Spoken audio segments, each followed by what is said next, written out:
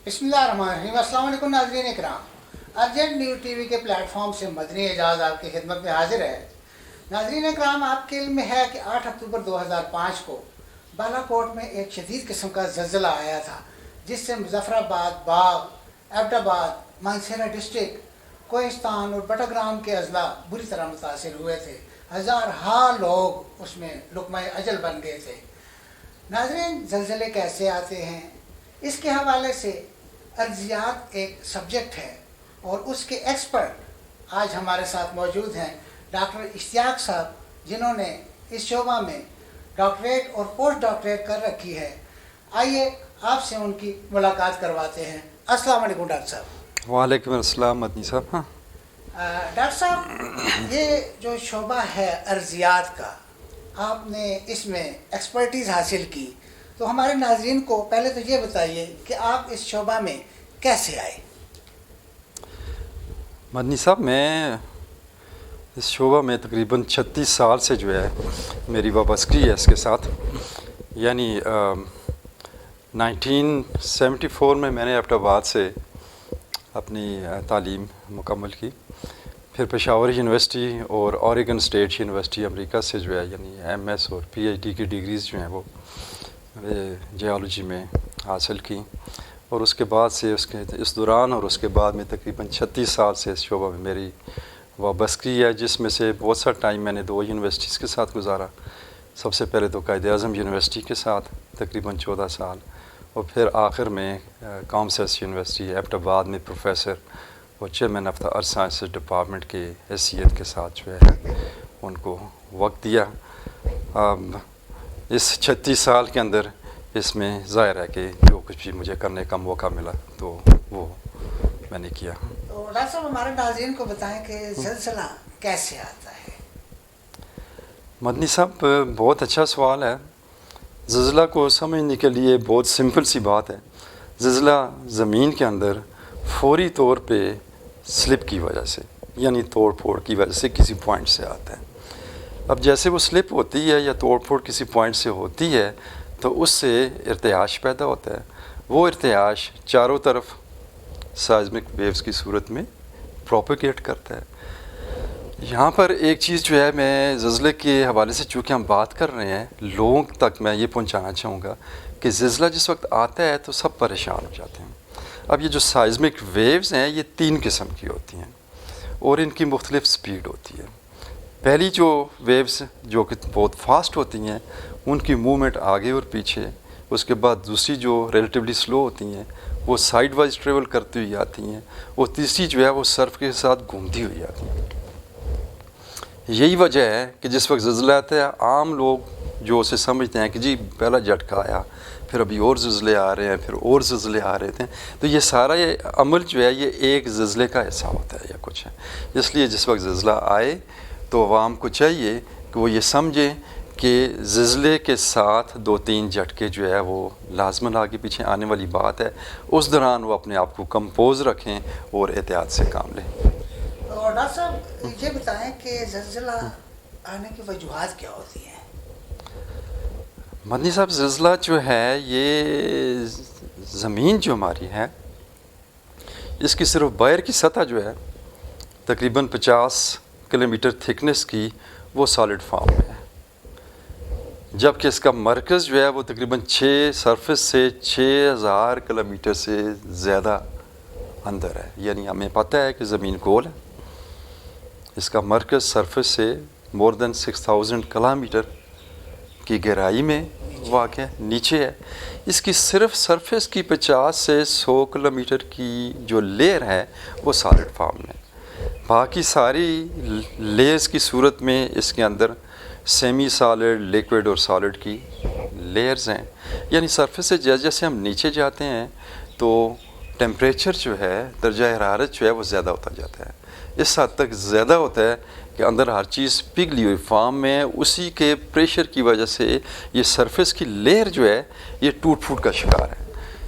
तो ये टूट फूट का शिकार होकर ये जो मुख्तलिफ लेयर्स हमारे पास अभी ये कॉन्टिनेंट्स जिनके ऊपर हम रह रहे हैं, तो इन्हें हम टेक्टोनिक प्लेट्स कहते हैं। तो वो सरफेस जो है टूट के कोई 7-8 जो है मेजर टेक्टोनिक प्लेट्स की सूरत में है, बाकी چھوٹی ٹیکٹونک پلیٹس ہیں، اور یہ ٹیکٹونک پلیٹس اس زمین کے اندر کے پریشر کی وجہ سے مسلسل حرکت میں ہے۔ یہ حرکت جو ان کی ہے، اس میں ڈائیورجنٹ حرکت بھی ہے کہ دو پلیٹس ایک دوسرے کے ساتھ آ کر ٹکراتی ہیں، اس میں یہ کنورجنٹ حرکت ہے، اور اس ڈائیورجنٹ بھی ہے کہ دو پلیٹیں ایک دوسرے سے دور ہو رہی ہیں، اور اس میں ایسے بھی ہے کہ وہ ایک دوسرے کے ساتھ پھسلتی ہوئی گزر رہی ہیں یا کچھ ہیں۔ وقت کے ساتھ انرجی ایک پوائنٹ پہ سٹور ہوتی ہے، جس وقت وہ ریلیز ہوتی ہے تو زلزلہ آتا ہے۔ اور یہ مختلف باؤنڈریز جو ہیں یہ ویری ویل ڈیفائنڈ ہیں۔ اس وقت دنیا کے نقشے کو ہم کلوزلی سائزمسٹی کے حوالے سے دیکھیں تو یہ تمام باؤنڈریز تقریباً ویری ویل ڈیفائنڈ ہیں، اور مختلف قسم کی یہ جو پلیٹ باؤنڈریز ہیں ان کے ساتھ مختلف گہرائی کے زلزلے بھی آتے ہیں۔ ساتھ ہی اس میں یہ ایڈ کرنا چاہوں گا کہ ہم جس علاقے میں رہتے ہیں یا ہم جس زون میں رہتے ہیں وہاں کنورجنٹ پلیٹ باؤنڈریز ہیں، یعنی پلیٹس ایک دوسرے پر کنورج ہوتی ہیں۔ یہاں زلزلوں کی گہرائی 0 سے لے کر 700 کلومیٹر تک ہو سکتی ہے، لیکن ہمارے یہاں ہمالیز میں 700 کی گہرائی کے زلزلے نہیں آتے۔ جنرلی ہمارے ریجن میں تقریباً 20 کلومیٹر، 30 کلومیٹر، 10 کلومیٹر کی گہرائی سے زلزلہ جو ہے وہ شروع ہوتا ہے، ویئر ایز ساتھ ہی ہمارے ہندو کش کا ایریا ہے جہاں زلزلوں کی گہرائی 200 سے 300 کلومیٹر تک چلی جاتی ہے۔ تو ڈاکٹر صاحب، دنیا میں آپ کافی جگہ پہ گئے ہیں، آپ کی کوالیفیکیشن ہائر ایجوکیشن جو ہے وہ بھی دوسرے بر اعظموں سے ہوئی ہے، تو دنیا کے کون کون سے ممالک ہیں جو زیادہ تر زلزلوں کی زد میں رہتے ہیں؟ یہ بھی اچھا سوال ہے۔ مختصراً جو ہے عوامی طور پر سے سمجھنے کے لیے آپ کہہ سکتے ہیں کہ وہ تمام ممالک جن میں پہاڑ واقع ہیں، اور وہ پہاڑ اس وقت یعنی ایکٹیو ہیں، جہاں پہ ٹیکٹونک پلیٹس کی موومنٹ زیادہ ہے، وہ تمام ممالک جو ہے زلزلوں کی زد میں رہتے ہیں۔ مختصراً اسے اگر اسے بیان کیا جائے تو ہیمالین ماؤنٹین سسٹم ہے، زیگروز ہے، آلپس ہیں، یہ تو ایشین اور یورپین کانٹیننٹ کے درمیان میں ہیں، اور انڈین اینڈ افریقن کانٹیننٹ کے درمیان میں ہے۔ اسی طرح نارتھ اور ساؤتھ امریکہ ہم دیکھیں تو اینڈیز ہیں، اوپر کیسکیڈز ہیں نارتھ امریکہ میں، اور ایسٹ کی طرف جس وقت چلے جاتے ہیں تو انڈونیشیا کے ساتھ ہی آئی لینڈ کا ایک سلسلہ ہے، اور جاپان ہے جیسے، تو یہ تمام جگہیں ہیں جہاں پہ زلزلے آتے ہیں۔ ممالک کی صورت میں اگر بات کریں تو انڈونیشیا سے اگر شروع کریں تو انڈونیشیا ہے، جاپان ہے، نیپال ہے، انڈیا ہے، بھوٹان ہے، پاکستان ہے، آگے جا کر زیگروز یعنی ایران کی بیلٹ آ جاتی ہے، وہاں سے آگے ترکی سے ہوتے ہوئے ہم جو ہے سدرن یورپ میں چلے جاتے ہیں۔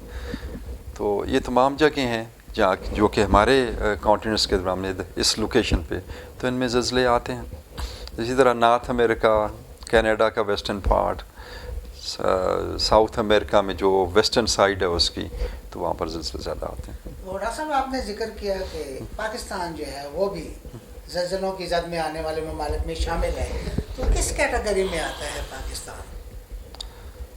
مانی صاحب، یہ سوال بھی بہت اچھا ہے۔ پاکستان زلزلوں کی کیٹیگری کے حوالے سے اگر ہم بات کریں گے تو ان ممالک میں اس کی شمولیت ہے جہاں پہ خاصے زلزلے آتے ہیں، یعنی seismically most active areas of the world جو ہے اس میں پاکستان آتا ہے۔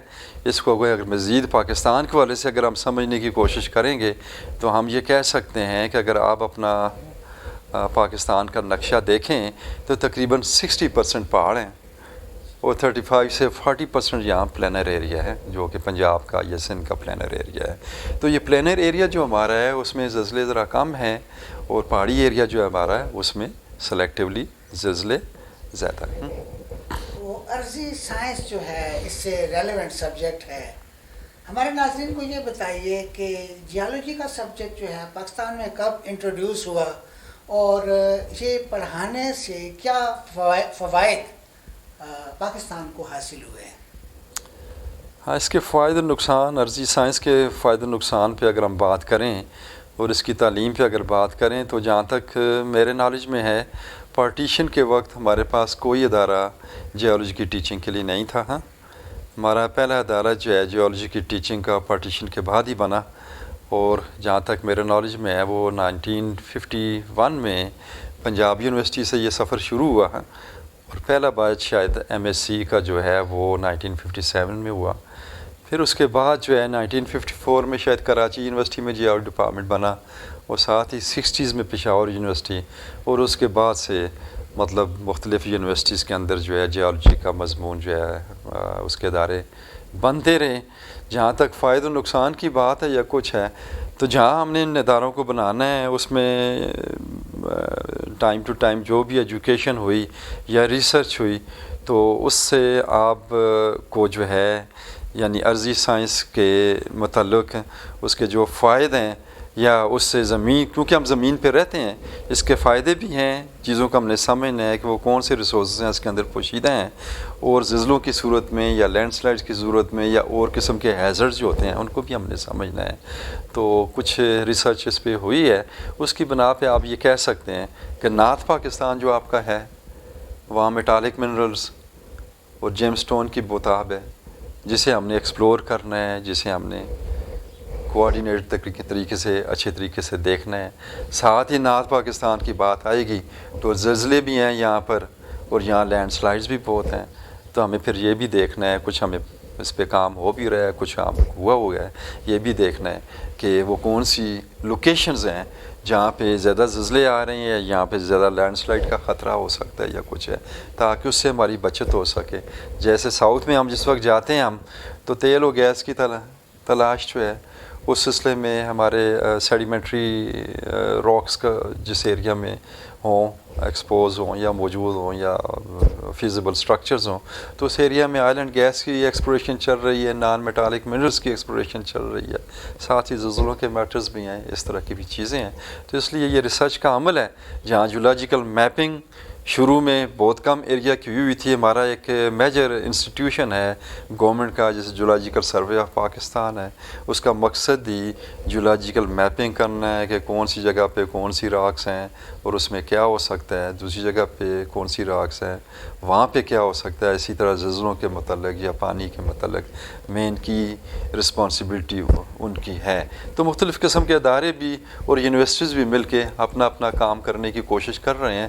میں یہ ضرور سمجھتا ہوں کہ انہیں زیادہ کوآرڈینیٹڈ اور زیادہ مضبوط اور زیادہ اچھے طریقے سے جو ہے اپنا کام کرنے کی ابھی بہت ضرورت ہے. آپ کے کہنے کا مطلب یہ ہے کہ یہ جو ایجوکیشن شروع ہوئی ہے اس کے ثمرات پہنچنا شروع ہو گئے ہیں، لیکن بہتری کی گنجائش موجود ہے. جی بالکل. جی ڈاکٹر صاحب، 8 اکتوبر 2005 کو بڑا شدید قسم کا زلزلہ آیا تھا، ابھی تک اس کے اثرات ہم محسوس کر رہے ہیں. گزشتہ شب کوئٹہ والی سائڈ پہ ایک شدید زلزلہ آیا ہے جس میں ابھی تک اطلاع ہے کوئی 20 لوگ لقمہ اجل بن گئے ہیں اور نہ جانے کتنے بے گھر ہوئے ہیں، گھر گر گئے ہیں. تو یہ سلسلہ جو ہے کیا ابھی جاری رہنے کے امکانات موجود ہیں؟ ہم کیا توقع کر سکتے ہیں؟ منی صاحب بہت اچھا سوال ہے. پہلے بھی ہم نے اس پہ بات کی ہے اور میں نے آپ سے عرض کیا تھا کہ Pakistan seismically most active regions of the world میں ہے. اس کا سادہ لفظوں میں یہ مطلب ہے کہ یہاں پر زلزلے ہر وقت آ رہے ہیں، اور یہ ہم ہیں کہ کچھ زلزلے ہم محسوس کر پاتے ہیں اور کچھ زلزلے ہم محسوس نہیں کر پاتے. اب زلزلوں کو میئر کرنے کا ایک اسکیل ہے ریکٹر اسکیل، اس میں یہ 0 سے لے کر 10 کے اسکیل پہ میئر کرتے ہیں. اگر اس کی انٹینسٹی، اس کا میگنیٹیوڈ کم ہو تو اس سے ہم محسوس بھی نہیں کر رہے تھے. ویرہ زلزلے جو ہے کا عمل جو ہے یہاں پاکستان میں مسلسل جاری ہے. جیسے آپ نے ابھی ذکر کیا کہ کوئٹہ میں کے ایریا میں آج ہی ایک زلزلہ آیا ہے جس کا میگنیٹیوڈ میں ابھی مجھے دیکھنا ہے کوئی 6 کے قریب ہے شاید. تو میگنیٹیوڈ 5 سے نیچے کے آپ جنرل انڈرسٹینڈنگ کے لیے میں عرض کروں کہ پوری دنیا میں جیسے میں نے ابھی کہا کہ زلزلے بعض ہر جگہ آ رہے ہوتے ہیں، کچھ محسوس ہم کرتے ہیں، کچھ محسوس نہیں کر پا رہے ہوتے ہیں. جیسے جیسے اس کا میگنیٹیوڈ بڑا ہوتا ہے تو زلزلوں کی مقدار کم ہوتی جاتی ہے یا کچھ ہے. میگنیٹیوڈ 5 سے نیچے دنیا میں تقریباً مور اور لیس 5 لاکھ کے قریب زلزلے سالانہ 5 لاکھ کے قریب زلزلے سالانہ آتے ہیں. ویئر ایز میگنیٹیوڈ 6 پہ ہم جس وقت جاتے ہیں تو اس وقت ان کی تعداد ہزاروں سے ہٹ کے لاکھوں سے ہٹ کے سینکڑوں میں آ جاتی ہے. کچھ ہے ابھی یہ حال میں ابھی جو زلزلہ آیا ہے یہ کوئٹہ میں کوئی میگنیٹیوڈ 6 کے قریب, تو یہ اس طرح کے زلزلے کم آتے ہیں, لیکن پاکستان میں ان کے امکانات ہر وقت موجود ہیں. مختلف لوکیشنز ہیں, کہیں کم اور کہیں زلزلے آتے ہیں. تو یہ ایک پروسیس ہے جو ہماری زندگی میں اور اس کے بہت بعد بھی چلتا رہے گا. جی ناظرین کرام, ڈاکٹر صاحب نے بتایا کہ زیر زمین جو عمل ہے اس کے نتیجے میں زلزلے جاری رہتے ہیں اور سالانہ لاکھوں کی تعداد میں زلزلے آتے ہیں. بڑے زلزلے ہمیں دیکھنے میں کم ملتے ہیں. تو ڈاکٹر صاحب ہمارے ناظرین کو بتائیے کہ زلزلے کی صورت میں وہ کیا کریں, آپ اس سلسلے میں کیا میسیج دینا پسند کریں گے؟ ناظرین کے لیے مختصراً اور سادہ طریقے کے ساتھ جو میسیج دیا جا سکتا ہے وہ جیسے کہ ابھی ہم نے ڈسکس کیا کہ اس تمام علاقے میں نہ صرف پاکستان بلکہ انڈیا, ایران, یہ سراؤنڈنگ میں چائنا کے علاقے یا کچھ ہے, تو یہاں پر زلزلے جو ہے ایک مسلسل عمل ہے, یہ ہمیں سمجھنے کی ضرورت ہے. اور زلزلے کے بارے میں ہمیں تھوڑی سی اویئرنیس کے معاملے میں سمجھنے کی ضرورت ہے. جیسے کہ پہلے میں نے عرض کیا کہ زلزلے کے ساتھ اس کی شاکس جو ہیں ان کی سپیڈ مختلف ہوتی ہے, وہ ایک کے بعد دوسری, دوسری کے بعد تیسری آتی ہے. تو ہمیں یہ سمجھنا چاہیے کہ جس وقت زلزلہ آتا ہے پینک ہونے کے بجائے ہم تھوڑا سا ان کو انڈرسٹینڈ کریں اور اپنے آپ کو بہت زیادہ خوفزدہ نہ کریں. پہلے شاک کے بعد دوسری ایکسپیکٹ کریں, دوسری کے بعد تیسری ایکسپیکٹ کریں. اگر زلزلے کے وقت ہم گھر کے اندر ہیں تو ہماری کوشش ہونی چاہیے کہ فوری طور پہ ایک دم باہر بھاگنے کے بجائے ہم گھر کے اندر ہی کوئی سیفر لوکیشن اپنے لیے دیکھیں جہاں سکون کے ساتھ جو ہے ہم رک جائیں. وہاں اگر کوئی چارپائی ہے یا میز ہے تو اس کے نیچے جو ہے وہ ریلیٹیولی سیف چیز ہو سکتی ہے. اور اگر آپ کے پاس کوئی کشن اور کمبل ہے تو اس کو بھی اپنے لیے استعمال کرنا چاہیے. دوسری چیز, اگر آپ باہر ہیں, گھر سے باہر ہیں, تو آپ کوشش کریں کہ کھلے میدان میں رکیں بجائے اس کے کہ آپ کسی بجلی کے پول کے نیچے ہوں یا ٹیلی فون کی تاروں کے نیچے ہوں یا کسی درخت کے ساتھ کھڑے ہوں کہ جس کے گرنے کی وجہ سے آپ کو نقصان ہو سکتا ہے. اسی طرح اگر آپ ٹریول کر رہے ہیں اور اگر آپ کو محسوس ہوتا ہے کہ زلزلہ ہے یا کچھ ہے تو گاڑی کو روک کے اسی کے اندر بیٹھنا جو ہے وہ ترجیح ہونی چاہیے. تو ڈاکٹر صاحب, گورنمنٹ کی سطح پہ یا عوامی سطح پہ کوئی ایسے اقدامات اٹھائے جا سکتے ہیں جن سے ہم اپنے آپ کو پروٹیکٹ کر سکیں؟ مدنی صاحب, دونوں صورتوں میں گورنمنٹ کی سطح پہ اور عوامی سطح پہ ایسی چیزیں ہیں کہ جن کا خیال کر کے ہم زلزلے سے تھوڑا محفوظ ہو سکتے ہیں. گورنمنٹ کی صورت میں سمجھتا ہوں کہ گورنمنٹ کی ذمہ داری ہے اور اس ایریا میں ابھی بہت زیادہ کام اور لیجسلیشن کرنے کی ضرورت ہے. ہمیں چاہیے کہ وہ زونز کہ جو سائزمکلی بہت ایکٹیو ہیں, وہاں پر زیادہ زلزلوں کا زور ہے, تو ہم ان کی میپنگ کر کے انہیں ریڈ زون کے طور پہ, جو کہ آلریڈی اس میں کام ہوا ہے یا کچھ ہے, انہیں ڈکلیئر کر کے عوام کو ان سے دور رکھنے کی کوشش کریں. اگر وہاں پر پاپولیشن ہو رہی ہے تو اس پاپولیشن کو روکنے کے جو اقدامات ہیں گورنمنٹ کی, میں سمجھتا ہوں کہ ذمہ داری بنتی ہے کہ وہ کریں. اور ان ایریاز کو, جیسے کہ پاکستان کے اندر اور بھی اسٹیٹ پارکس ہیں, ایسی لوکیشن کو اسٹیٹ پارکس کا درجہ دے کے انہیں زلزلے کی آگاہی کے لیے یا اس کی ایجوکیشن کے لیے مخصوص کر دینا چاہیے تاکہ پاپولیشن اس ایریا میں نہ ہو اور ساتھ ہی ساتھ لوگوں کی تعلیم بھی اس ایریا کو وزٹ کرنے کے لیے ٹورزم میں جیسے پروموٹ کرتے ہیں تو وہ ہو سکے. یہ تو ایک چیز آ گئی. عوام کے لحاظ سے جس وقت بات آتی ہے تو یہ 2005 کے زلزلے کے حوالے سے ہم ابھی بات کر رہے ہیں. 2005 کے زلزلے کے بعد کافی اویئرنیس عوام میں بھی آئی ہے, وہ گورنمنٹ نے عوام کو اویئرنیس دینے کی کوشش کی ہے. اس میں ایک چیز یہ ہے کہ یہ انڈرسٹینڈ کرنا کہ یہ ایریا سائزمکلی ایکٹیو ہے, کچھ کوشش ہوئی ہے, اور ساتھ ہی یہ کہ سیفر سٹرکچر یعنی محفوظ گھر جو ہے آپ کس طرح بنا سکتے ہیں. جی ناظرین کرام, آپ نے ایک ماہر ارضیات کے خیالات سے آگاہی حاصل کی. ہم آپ کے ساتھ نئے نئے پروگرامات میں جو ماہرین ہیں ان کی آرا شیئر کرتے ہیں. تو اگلے سیگمنٹ میں ملتے ہیں، تب تک کے لیے اللہ حافظ.